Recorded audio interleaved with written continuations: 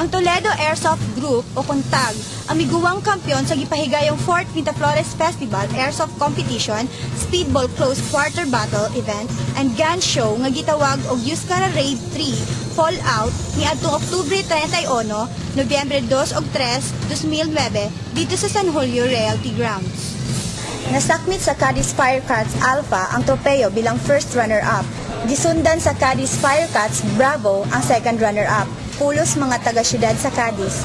Ang Team Tag sa Toledo City maoy napiling Best CQB o Close Quarter Battle Team ug nakuha ang tropeyo alang niini. Ang Team Gear o Gihulngan Elite Airsoft Rangers ang napiling Most Disciplined Team ug may sertipiko usab bilang ganti.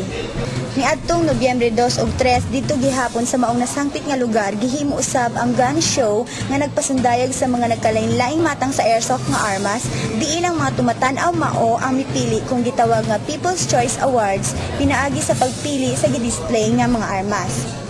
Unang dapit nakuha ni Jesus Al Moreno alang sa iyang AAK M249 MK2 machine gun.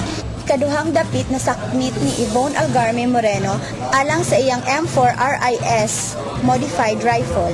Ikatulong dapit nakuha ni Reverendo Padre Jason Marco alang sa iyang SIG 562 nga rifle. Ang ikaupat nga dapit nakuha ni Christopher Macanda alang sa iyang Beretta M9 nga pistola. Ang mga misalmot sa mga airsoft competition mao ang Calatrava Excalibur, DEA sa Dumaguete City, Gear sa Gihulngan, Tag sa Toledo City, ug ang Cadiz Firecats Alpha ug Bravo sa Cadiz City.